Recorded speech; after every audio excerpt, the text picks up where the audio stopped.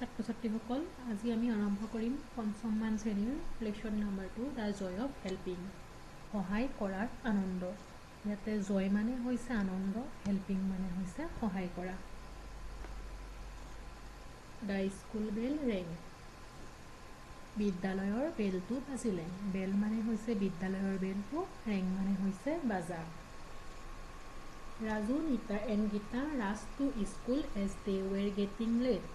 Raju, Nita আৰু গীতা খৰখেদাকৈ আহি পলমকৈ হ'লেও স্কুলত পালেহি ৰাষ্ট মানে হৈছে খৰখেদাকৈ অহা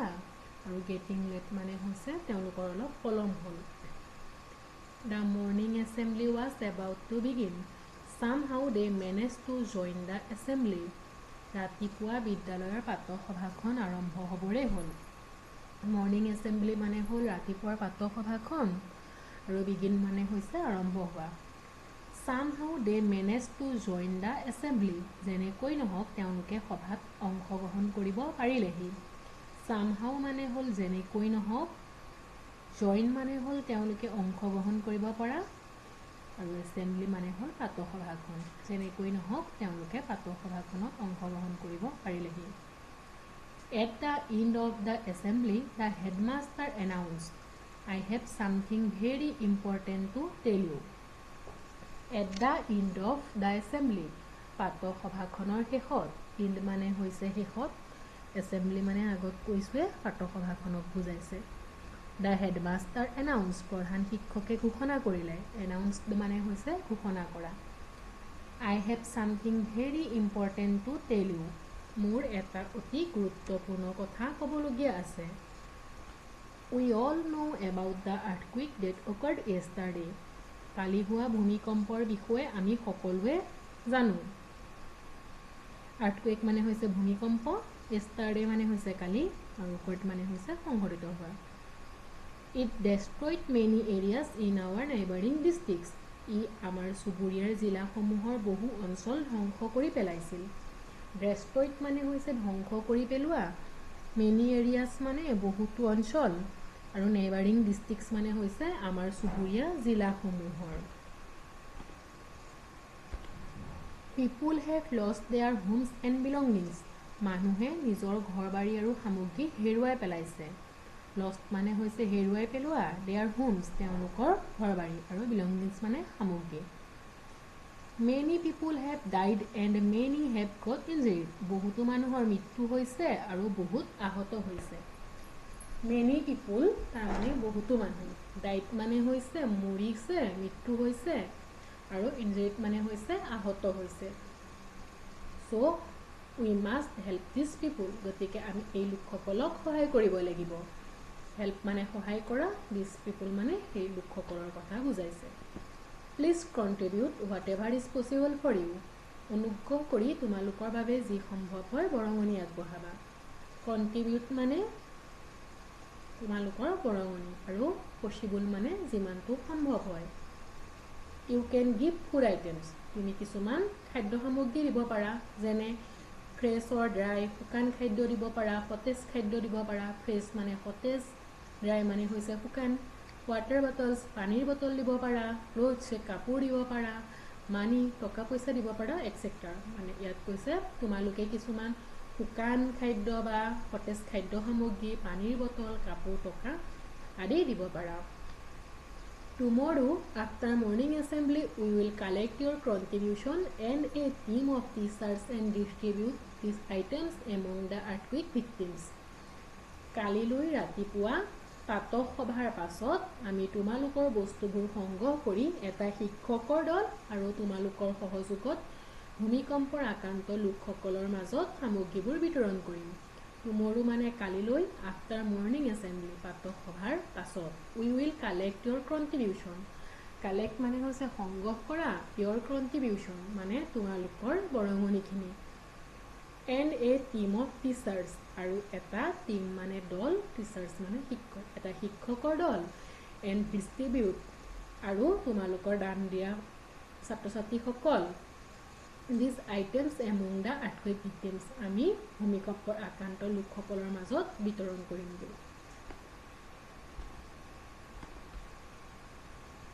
During the lunch break, Nita, Gita and Raju discussed what they would contribute.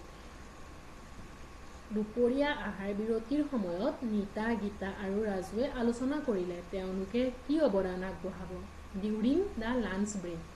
Lunch brake মানে হৈছে দুপৰীয়া আহাৰ বিৰতিৰ ডিউৰিং মানে সময়ত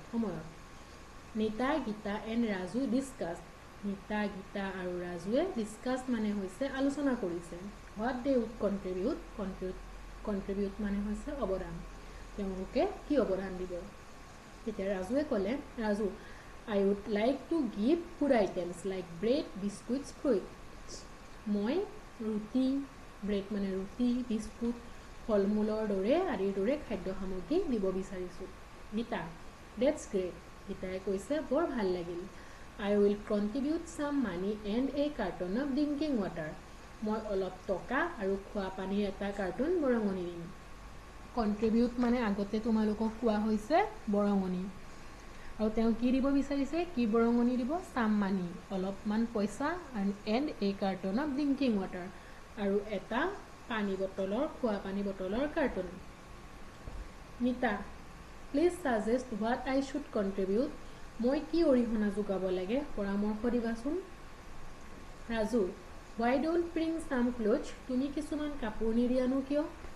You can collect some from your neighbors' homes too. ওচৰ চুবুৰীয়া ঘৰৰ পৰাও তুমি কিছু কাপোৰ সংগ্ৰহ কৰিব পাৰিবা neighbors' home মানে হৈছে ওচৰ চুবুৰীয়া ঘৰ You can also collect some containers to store food. খাদ্য সংৰক্ষণ কৰিবলৈ তুমি কিছুমান পাত্ৰও সংগ্ৰহ কৰিব পাৰা collect মানে হৈছে সংগ্ৰহ কৰা some containers মানে হৈছে পাত্ৰ store food মানে হৈছে খাদ্য সংৰক্ষণ কৰিবলৈ ৰাজুৱে কৈছে খাদ্য সংৰক্ষণ কৰিবলৈ তুমি কিছুমান পাত্ৰও সংগ্ৰহ কৰিব পাৰা That will be great help to the affected people সেইটোৱে ক্ষতিগ্ৰস্ত লোকসকলক যথেষ্ট সহায় কৰিব affected people মানে হৈছে যিসকলৰ ভূমিকম্পত ক্ষতিগ্ৰস্ত হৈছে নিতা thanks a lot ৰাজু ধন্যবাদ ৰাজু for your suggestions তোমাৰ পৰামৰ্শৰ বাবে ধন্যবাদ suggestions মানে হৈছে পৰামৰ্শ I will try to collect what you suggested. তোমাৰ পৰামৰ্শখিনি সংগ্ৰহ কৰিবলৈ মই চেষ্টা কৰিম। Gita Can anyone help me bring the bottles of water? গীতাই কি দিম বুলি কৈছিলে আগতে তেওঁ পানীৰ বটল দিম বুলি কৈছিলে গতিকে তেওঁ এতিয়া সুধিছে কোনোবাই মোক পানীৰ কাৰ্টুনটো আনিবলৈ সহায় কৰিব পাৰিবনে Or shall I ask the shop to deliver them to the school? নে মই বিক্ৰী কৰা দোকানখনক স্কুলতে ডেলিভাৰী দিবলৈ কওঁ Raju I think you can talk to the headmaster. I think মানে হৈছে মই ভাবো তুমি এই বিষয়ে হেডমাষ্টাৰৰ সৈতে কথা পাতি লবা Next day at school all the children and teachers assembled in the school playground with their contribution. পিছদিনাখন স্কুলত সকলো ল'ৰা ছোৱালী আৰু শিক্ষক শিক্ষয়িত্ৰীয়ে নিজৰ বৰঙণি লৈ বিদ্যালয়ৰ খেলপথাৰত সমাবেত হ'ল এছেম্বলি মানে হৈছে সমাবেত হোৱা প্লেগ্ৰাউণ্ড মানে হ'ল খেলপথাৰ আৰু কন্ট্ৰিবিউশনছ মানে তেওঁলোকৰ বৰঙণিসমূহ পিছদিনাখন সকলো ল'ৰা ছোৱালী আৰু শিক্ষকসকলে তেওঁলোকৰ নিজৰ বৰঙণি লৈ বিদ্যালয়ৰ খেলপথাৰত সমাবেত হ'ল The goods van and a team of teachers and students then left for their destination. ইয়াৰ পিছতে এখন মালটানা গাড়ীত শিক্ষকৰ এটা দল আৰু ছাত্ৰ-ছাত্ৰীৰ এটা দলে নিজৰ গন্তব্য স্থানলৈ ৰাওনা হ'ল ডেষ্টিনেশ্যন মানে হৈছে গন্তব্য স্থানলৈ In an hour they reached the earthquake affected place. In an hour মানে 1 ঘণ্টা 1 ঘণ্টাৰ পাছত they reached তেওঁলোক উপস্থিত হ'লগৈ the earthquake affected place ভূমিকম্পৰ ফলত ক্ষতিগ্ৰস্ত হোৱা স্থানত 1 ঘণ্টাৰ ভিতৰতে তেওঁলোকে ভূমিকম্পৰ ফলত ক্ষতিগ্ৰস্ত হোৱা স্থানত উপস্থিত হ'ল They were very sad at the plight and misery of the people there. তাত থকা মানুহৰ দুৰ্দশা দুখ কষ্ট দেখি তেওঁলোক অতিশয় দুখী হৈছিল They distribute the things among the people. তেওঁলোকে অনা বস্তুবোৰ ডিস্ট্ৰিবিউট কৰিলে মানে ৰাইজৰ মাজত এফেক্টেড যিসকল ক্ষতিগ্ৰস্ত ৰাইজ আছিল তেওঁলোকৰ মাজত বিতৰণ কৰিলে Everyone was very grateful to the volunteers for their help. তেওঁলোকৰ সেই সহায়ৰ বাবে যিসকল লোক ক্ষতিগ্ৰস্ত হৈছিল তেওঁলোক প্ৰত্যেকজনে মহানতা প্ৰকাশ কৰিছে The team members felt very happy to have helped the people in distress. Team members মানে দলটোৰ লোকসকলে felt very happy তেওঁলোকৰ বহুত সুখী অনুভৱ কৰিছিলে to have helped the people in distress দুৰ্দশাগ্ৰস্ত মানুহসকলক সহায় কৰি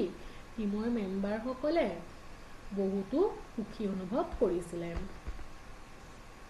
Raju said to himself ৰাজুৱে নিজকে নিজে ক'লে Helping people in need is a really wonderful feeling. Helping people মানুহক সহায় কৰাটো in need প্ৰয়োজন হোৱা মানুহক সহায় কৰাটো সঁচাকৈ wonderful feeling মানে এক আচৰিত অনুভৱ এটা সুন্দৰ অনুভৱ ৰাজুৱে নিজকে নিজে ক'লে said to himself মানে নিজকে ক'লে বা মনতে ক'লে helping people মানে সহায় কৰা যে যিসকল লোকৰ আৱশ্যক হয় তেওঁলোকক সহায় কৰাটো সঁচাকৈ এটা বৰ আচৰিত অনুভৱ wonderful feeling মানে আচৰিত অনুভৱ বা সুন্দৰ অনুভৱ ধুনীয়া অনুভৱ The next time পিছৰ বাৰ I see anyone in such a plight I must try to help মই এনে দুৰ্দশাত কাৰোবাক দেখিলে সহায় কৰিবলৈ চেষ্টা কৰিব লাগিব I see anyone in such a plight মানে হৈছে দুৰ্দশাত মানে কোনোবাক দুখত দেখিলে I see মানে হৈছে দেখা anyone মানে কাৰোবাক যদি তেওঁ দুখত দেখে তেতিয়া হলে পিছৰ বাৰ তেওঁ কি কৰিব তেওঁ সহায় কৰিবলৈ চেষ্টা কৰিব try মানে হল চেষ্টা কৰা ছাত্ৰ-ছাত্ৰীসকল আজি পাঠটো মনতে সামৰিছো আৰু পিছৰ ভিডিঅত মই তোমালোকক ইয়াৰ পাঠটোত থকা প্ৰশ্ন উত্তৰবোৰ কৈ দিবলৈ চেষ্টা কৰিম ইয়াত যিবোৰ অলপ জটিল শব্দ আছে এই শব্দ অৰ্থবিলাক মই তোমালোকক দি দিবলৈ চেষ্টা কৰিম ধন্যবাদ